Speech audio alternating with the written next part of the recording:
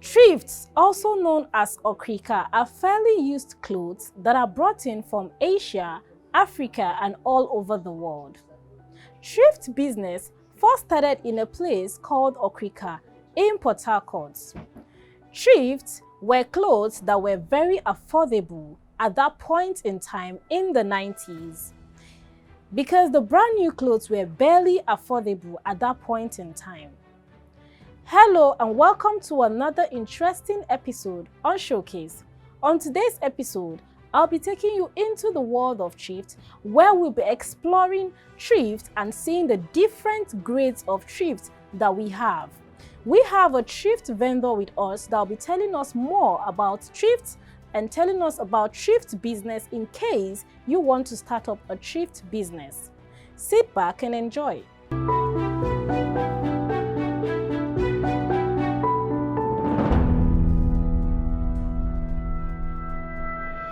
Annie Olorunda, that's my name. I am the first of 3 girls. My father is a pastor, so I was born into ministry. I'm a Christian, and I'm from Edo State. I am married.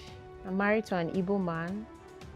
I never imagined in this life I'll marry an Igbo man, but I'm married to an Igbo man and he's doing well. I've got a son. I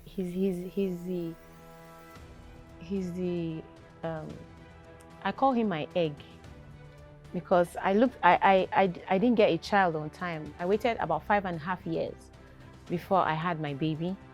So he's the apple of my eyes. So I have a baby boy. He's just 2 years and 7 months. I'm from Edo State. I already said that. I went to primary school in the north. My secondary school was in the west, and then my university was also in the west, Covenant University. I graduated from Covenant University. I studied computer science.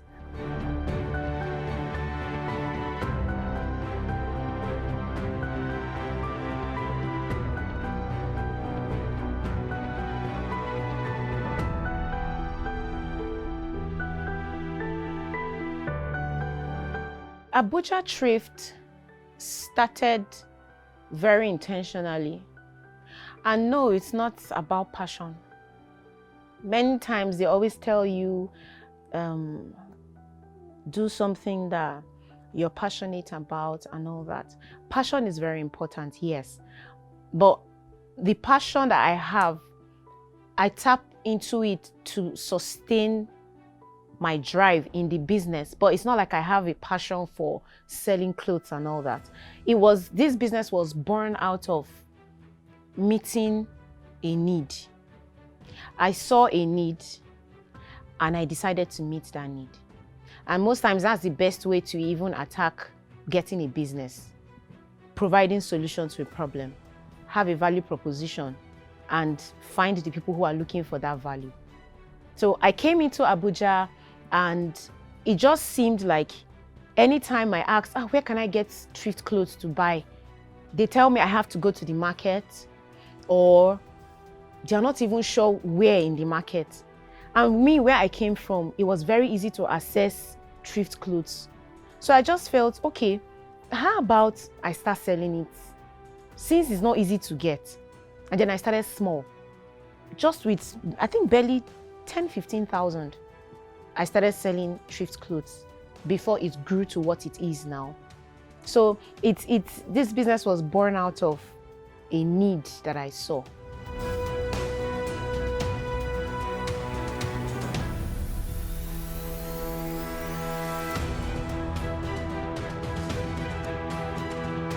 I have been in Abuja before. I've come here a couple of times because my mom's sisters are here. So we visited a couple of times. I worked here for a little bit, about I think 6 months or 9 months. My younger sister also served here. So we're here for a while before we left. And then by the time I got married, oh yeah, I met my husband here in Abuja, that's true. When I was working, I met my husband here and we're just friends. And then we got married. We were first in the south, because I was working in Bayelsa, Federal Medical Center, Bayelsa, and then to be able to bridge the gap in our long distance relationship, we just decided, okay, we just should move to Abuja. And then I came into Abuja in 2018, the early part of 2018, and I started this business the late part of 2018. It was strictly online. I didn't have a physical store. I was just selling online.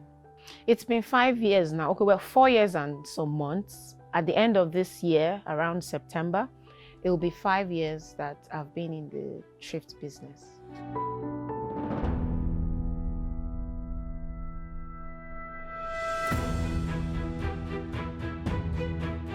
I solicited advice. I am one that thinks through everything to the latter.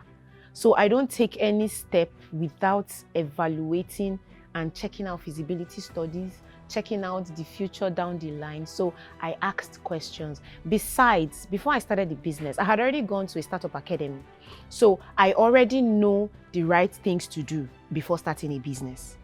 So I asked, my younger sister had ventured into it a bit.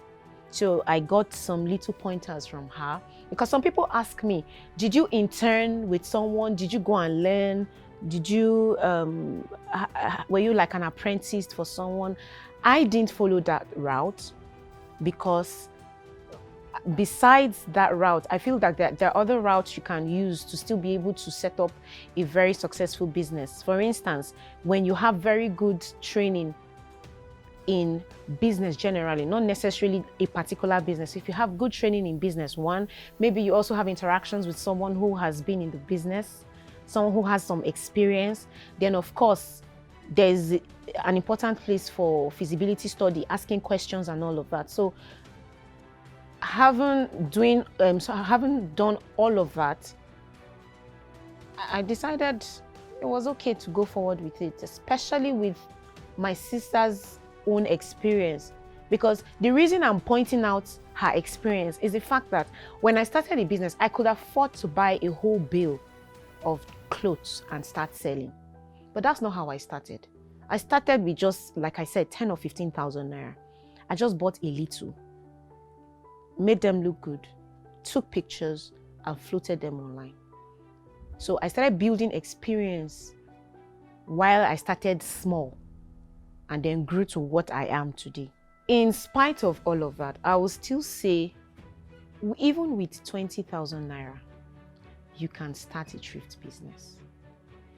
That is about the same amount I used to start. Now, the only difference is that you will not get the quantity of clothes I got at that time with that amount. But if you can get 10 clothes and you're getting each cloth at 2,000 naira, you are good to go. With 10 clothes, yes, you can actually start with 10 pieces of clothing. You just have to know the right way to go about it. And if I were to advise anyone who wants to go into the thrift business now, ask questions. Ask questions. Because when people hear that, oh, there's money in thrift business, it's not a big deal. It's not just to buy clothes and sell. But there is more to it. How do you source your products? How do you present your product to your customer? How does your end customer get to see you? There is so much involved. So you don't want to just find a way to just buy something and then you're stuck, or you feel like maybe people lied to you. Ask questions. Ask people who have been there.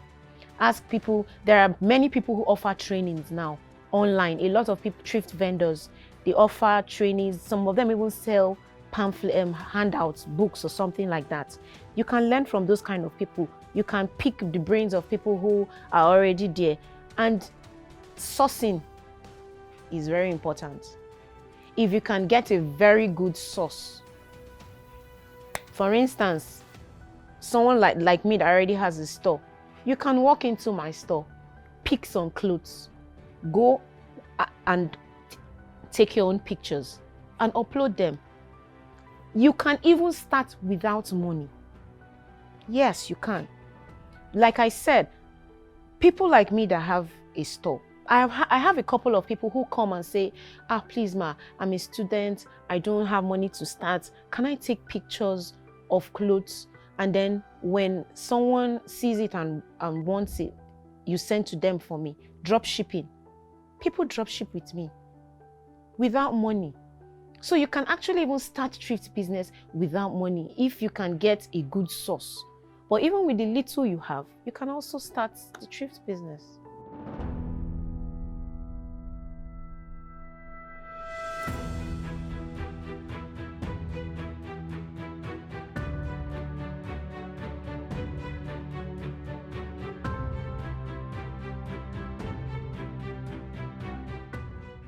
It's important for you to have a value proposition.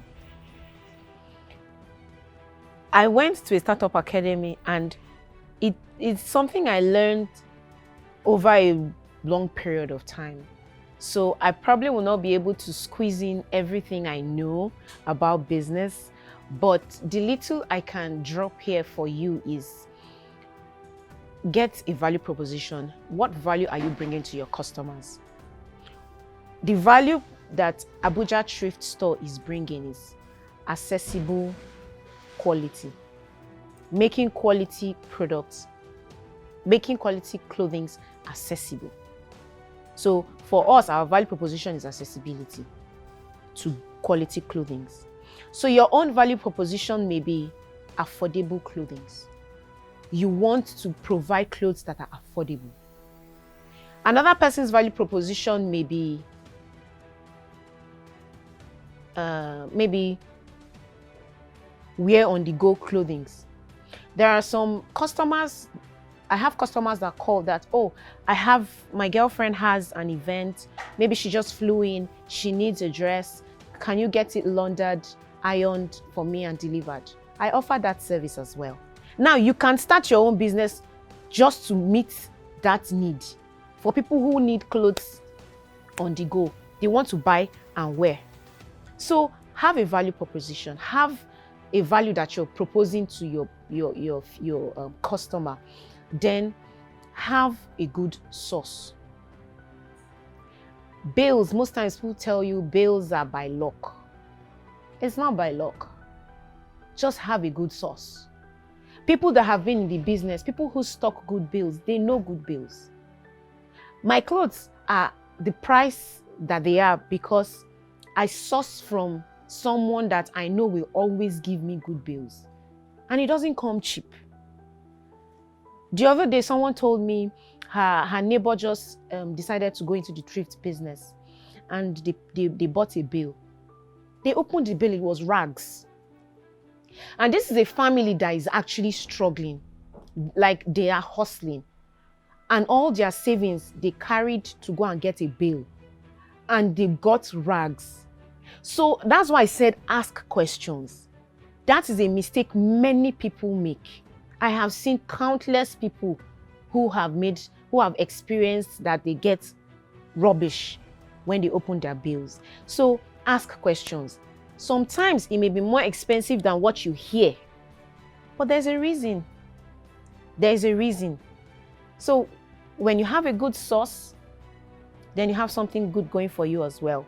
Then another thing is, in thrift business, you should be able to understand the concept of sorting. How do I explain sorting now for the layman? When you get a bill, every item in a bill is not always 100%. Every item in a bill is not always a hit back to back. So you have to be able to separate and grade your clothing when you open a bill. Now that's for those who have gotten to the point where they are busting bills. So you have to know how to grade your bills, so you know how to price your products to be able to make profit at the end of the day. So I guess basically have a good value proposition, have a good source, know how to grade, and finally give your customer very good customer experience so that they will come back. It's not just about getting customers, it's always about retaining customers and having your customers get more customers by referrals. So I guess that's it.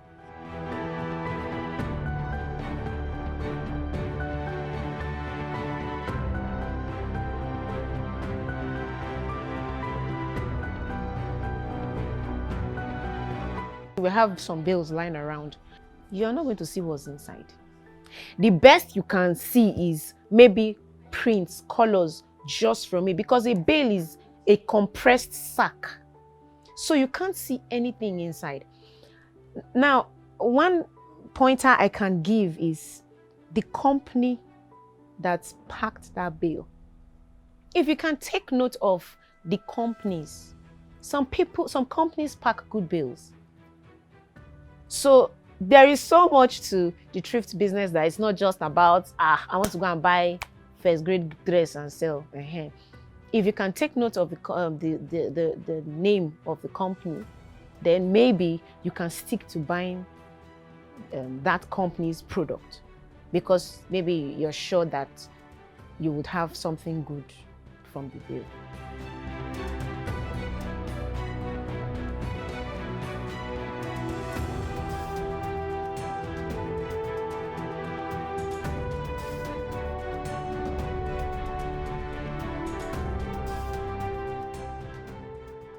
I don't offer classes. I just give it free. When people come and ask me, I just tell them free of charge. I don't have any structured teaching class or anything. I just advise. I just maybe mentor a few. Maybe I would say it's just my own little contribution. Studying computer science has helped a lot. Now, but the misconception people have about studying computer science and me being able to create my own graphics, handle my Instagram page myself, I did not learn all of that in school. They didn't teach us anything like that. Computer science is about coding. It's about writing programs, executing commands. So it's not necessarily about these little things, graphics and all that. It's more about the passion I have for maybe creativity and all that made me venture into graphics, and I'm able to, I may say my background in computer science makes it very easy for me to navigate any software. So no matter whether it's a social media software, if it's a banking software, or if it's a POS software, it's easy for me to navigate it, probably because of my background in computer science. But basically, every other thing that has to do with social media, graphics and all that, it's not necessarily because I studied computer science.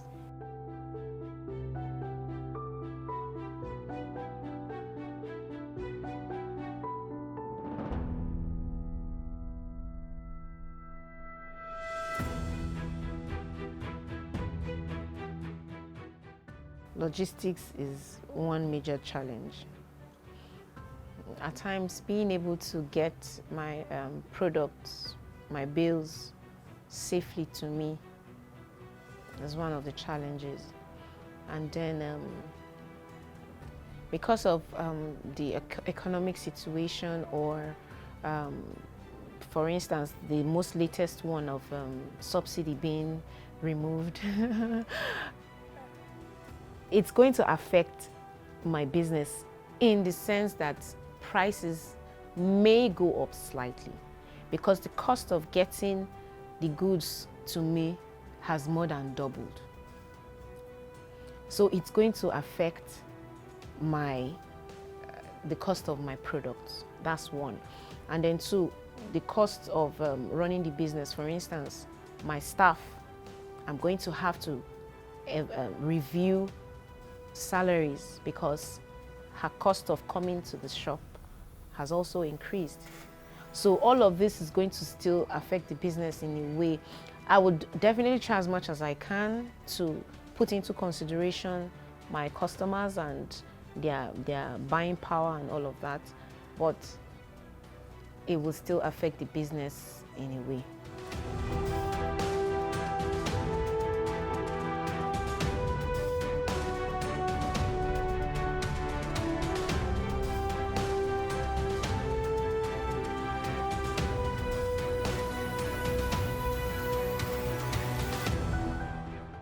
If it's delays, delays, we are already used to it. So what I do now is I prepare for delays.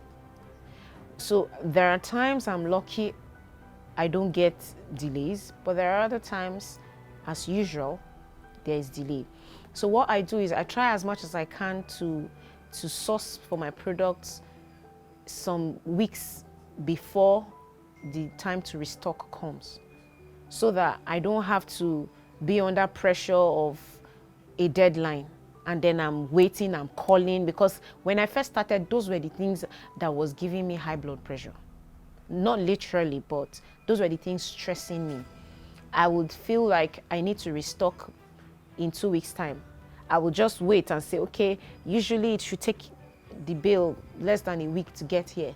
And then I would send money to my supplier a week before I need the goods and start advertising. Oh, there'll be new stock at the store in a week's time. And then a week's time comes, it's still not here. Customers are sending messages, people are coming, where's the new stuff? And then I'm explaining. So now I try as much as I can to source earlier than the expected time. And I also try as much as I can to make sure I have even received my goods before I put it out there that there is new stock on ground. So I don't have to be under pressure of waiting because there are delays because of the logistics company. Because trust me, there are 1,001 reasons that your goods may not get to you on time. I have been blessed, I've been lucky. I haven't had any experience or instance where my goods didn't come to me. But I've heard a lot of times that some people may not even receive their bills, or they receive it and it's tampered with. Now, the last time I went to pick up my bill from the park, the lady said, oh, madam, however you used to pray, continue that your prayer. Oh, you're always lucky. Anytime you come, you don't have issues. You just carry your bill. And when I entered, I just smiled. I said, thank God. When I entered into the car, I told my husband, she says I should continue the prayer and praying. I will continue the prayer and praying, but what they don't understand is that I pay through my nose. I pay extra for extra security of my bills.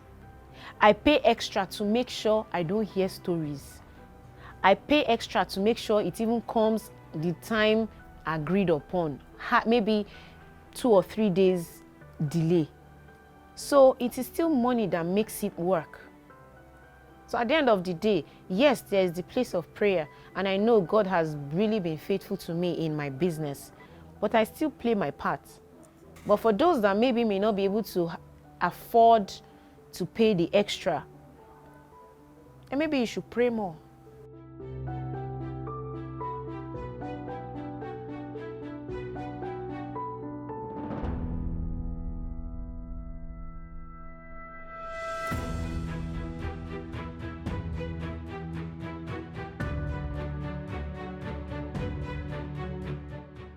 I'll advise that you continue being creative about your business. Try to find more creative ways to reach your customers. Try to find more creative ways to display your goods. Try to find more creative ways to sell your products. And one aspect of business that I have seen people don't tap into is expanding your stream of income. Some people feel like selling clothes, getting money from just selling clothes is enough stream of income. In this same business, there are so many streams of income. Apart from just retailing, do you know you can hire clothes? Yes, that's another stream of income. You can offer extra service of dry cleaning your clothes for customers. That's another stream of income. So in any business that you're doing, expand your stream of income, expand your revenue, find other ways you can make money in that same business. For instance, my mannequin business, I sell mannequins, but I've found another stream of income in the mannequin business. I now rent out mannequins. I've found another stream of income. I've started selling fairly used mannequins. People come and say, I have a mannequin to sell. People come and ask me, oh, I need fairly used. Now I've expanded my business to be able to accommodate those who want fairly used mannequins by being the middleman connecting buyer and seller. So my advice is find more creative ways to do your business and expand your stream of incomes.